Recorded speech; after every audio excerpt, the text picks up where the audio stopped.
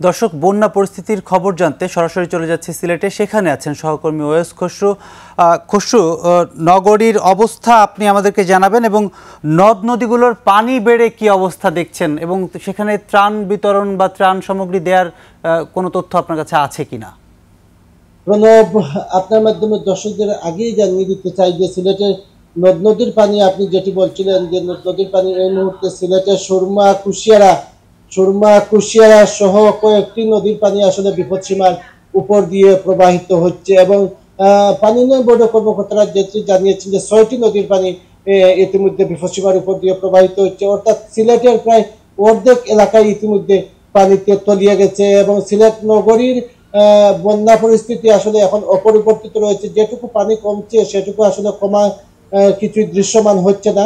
আমি এখন আছি নগরীর সুবানীঘাট এলাকায়। আপনারা দেখতে পাচ্ছেন যে এই সুবানীঘাট এলাকাটি হচ্ছে সিলেট নগরের প্রাণকেন্দ্র জিন্দাবাজারের ঠিক পাশেই অবস্থিত এবং এই সুবানীঘাট এলাকায় গত 4 দিন ধরে লোকজন পানিবন্দী অবস্থায় রয়েছেন। এই এলাকায় আসলে পানিবন্দী লোকজনের মধ্যে চরম দুর্ভোগ রয়েছে। তারা বিশেষ করে পানি সংকটের মধ্যে পড়েছেন, একই সঙ্গে খাবার সংকটও রয়েছে। তবে সিলেট সিটি কর্পোরেশনের পক্ষ থেকে যে 80টি আশ্রয়কেন্দ্র খোলা হয়েছে, সেই 80টি আশ্রয়কেন্দ্রে আসলে নিম্নাঞ্চলের লোকজন এবং কলোনির বাসিন্দা যারা, তারা গিয়ে উঠেছেন এবং তাদেরকে সিলেট সিটি কর্পোরেশনের পক্ষ থেকে রান্না করা খাবার দেওয়া হচ্ছে। প্রণব, আপনি যেটি জানিয়েছিলেন যে আসলে ত্রাণ বিতরণের কার্যক্রম কোন পর্যায়ে রয়েছে, সিলেটের ত্রাণ বিতরণে আসলে প্রশাসনের পক্ষ থেকে দুটি কাজ করা হচ্ছে। একটি হচ্ছে ত্রাণ বিতরণ করা হচ্ছে, আর একটি হচ্ছে যে রেস্কিউ টিম গঠন করা হয়েছে। বন্যার্ত এলাকায় যারা ইতিমধ্যে এখনো পানিবন্দী অবস্থায় রয়েছেন তাদেরকে উদ্ধার করে আশ্রয় কেন্দ্রে নিয়ে আসা হচ্ছে এবং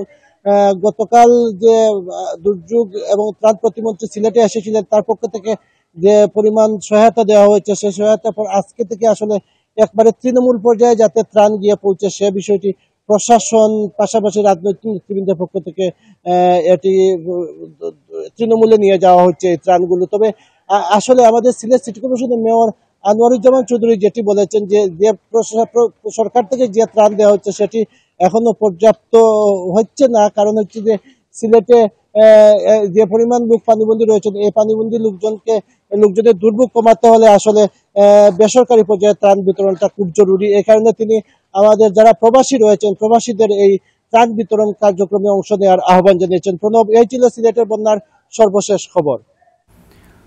ওয়েস খসরু, অনেক ধন্যবাদ। আপনিও নিজেও সাবধানে থাকবেন।